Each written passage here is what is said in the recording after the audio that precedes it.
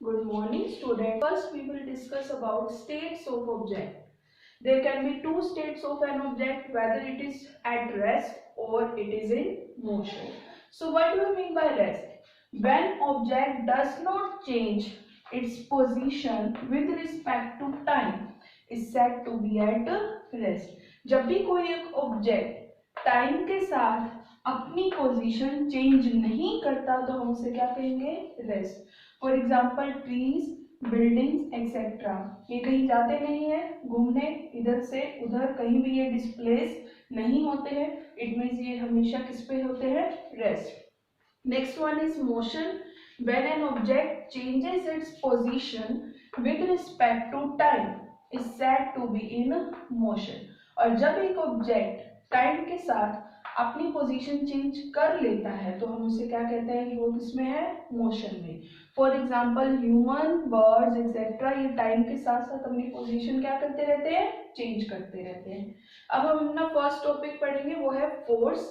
What is force? It is a push और pull applied on an object. Push और pull means अपने पास खींचना या अपने से दूर धकेलना. On an object which changes the state of an object. इसीलिए हमने पहले states of an object के बारे में पढ़ा था. स्टेट दो टाइप की हो सकती है, रेस्ट और मोशन. और हमारे पुश या पुल करने से अगर उसकी स्टेट चेंज हो जाए, मीन्स रेस्ट से वो मोशन में आ जाए या मोशन से वो रेस्ट में आ जाए, तो हम उसे क्या कहेंगे? हमने उसके ऊपर क्या अप्लाई किया? Force. For example kicking A football.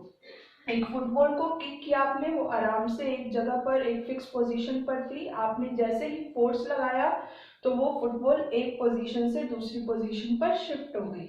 Next है एक box moved from one place to another. Box हो सकता है, कोई भी ऑब्जेक्ट हो सकता है, उसको आपने एक पोजीशन से दूसरे पोजीशन पर ले आए, एक प्लेस से दूसरे प्लेस पर ले आए. इट मीन्स भी आपने उसके ऊपर क्या लगाया? फोर्स. एंड इट्स ऐसा यूनिट इज न्यूटन. फिजिक्स में जितनी भी क्वांटिटीज होती है सबकी कोई ना कोई यूनिट होती है, और फोर्स की ऐसा यूनिट क्या है? न्यूटन, क्योंकि इसे न्यूटन साइंटिस्ट ने बताया था. अब इसके तीन इंपॉर्टेंट पॉइंट्स है वो आपको ध्यान रखने हैं. First is force can also change the direction of the object. अभी हमने पढ़ा था कि फोर्स से हम स्टेट चेंज कर सकते हैं. स्टेट मीन्स रेस्ट से मोशन या मोशन से रेस्ट. बट अब वो बता रहा है कि हम डायरेक्शन भी चेंज कर सकते हैं. फॉर एग्जाम्पल आप एक डायरेक्शन में साइकिल चलाते हुए जा रहे हैं और आपने फोर्स लगा के उसे मूव कर दिया एक डायरेक्शन से दूसरे डायरेक्शन पर, तो आपने फोर्स से उसकी डायरेक्शन क्या कर दी? Change. Second is force can also change the shape of an object. हम शेप भी चेंज कर सकते हैं. आटा गूंथते हैं तो वो आटा कैसा होता है? पहले पाउडर फॉर्म में होता है, और फोर्स लगा लगा के हम उसकी शेप क्या कर देते हैं? चेंज कर देते हैं. थर्ड वन इज इट में चेंज. चेंज मतलब वो इंक्रीज भी कर सकता है और डिक्रीज भी कर सकता है the speed of an object. आप पहले हाई स्पीड से जा रहे थे, फिर आपने अपनी स्पीड थोड़ी लो कर दी, या फिर आपके पहले लो स्पीड से जा रहे थे तो आपने स्पीड हाई कर दी. मीन्स आपने स्पीड जो चेंज की वो किस बेसिस पे चेंज कर पाए? After applying force. So we have studied about force. Now we will discuss some important points regarding force.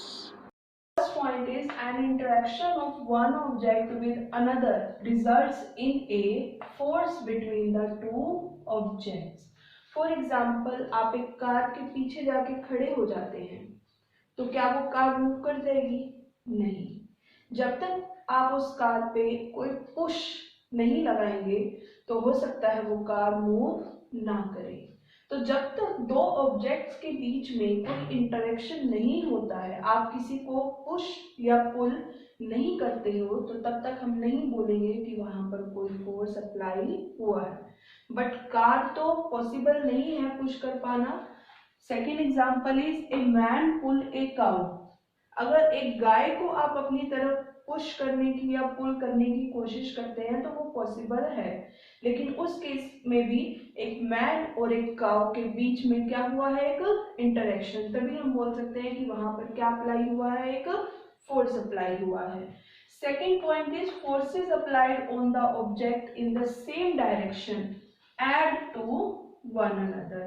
वो फोर्स जो सेम डायरेक्शन में अप्लाई हुए हैं वो आपस में क्या हो जाएंगे, ऐड।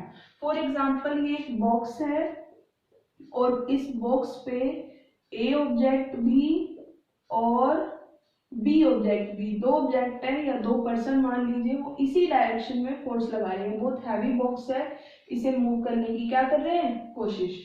तो नेट जो फोर्स होगा वो इन दोनों का क्या हो जाएगा, सम हो जाएगा।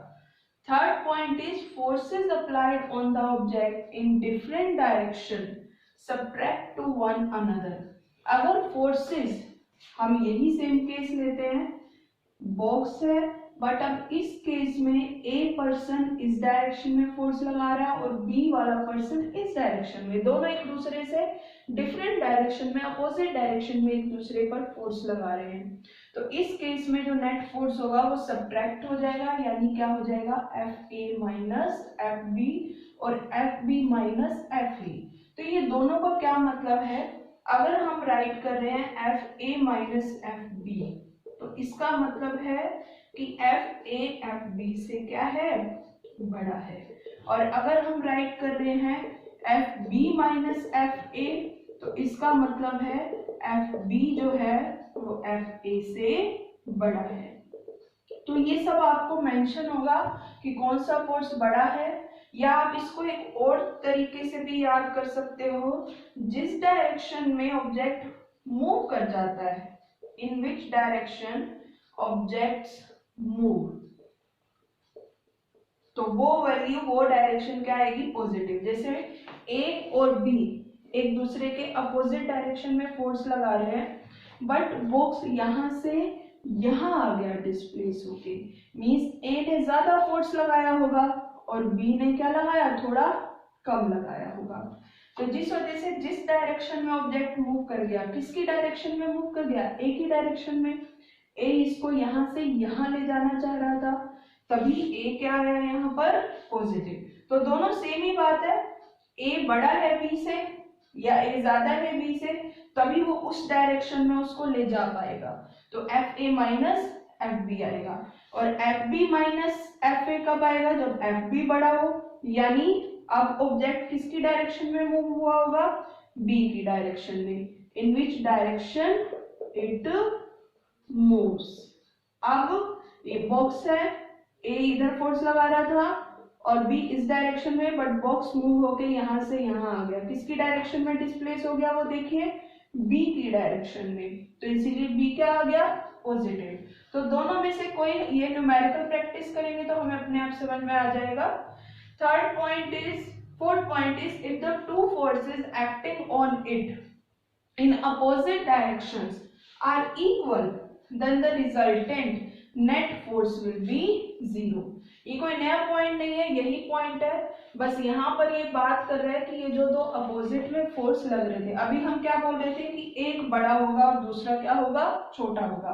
अब वो बोल रहे हैं कि ये दोनों फोर्सेस जो लग रहे हैं ये इक्वल है, that means F A is equal to F B. तो नेट फोर्स कितना एक्सपीरियंस होगा उसे देखिए, F A minus F B, दोनों सेम सेम है, माइनस होके आंसर क्या हो जाएगा, जीरो। तो नेट फोर्स और resultant force will be equal to zero. Last but most important point is force has magnitude as well as direction.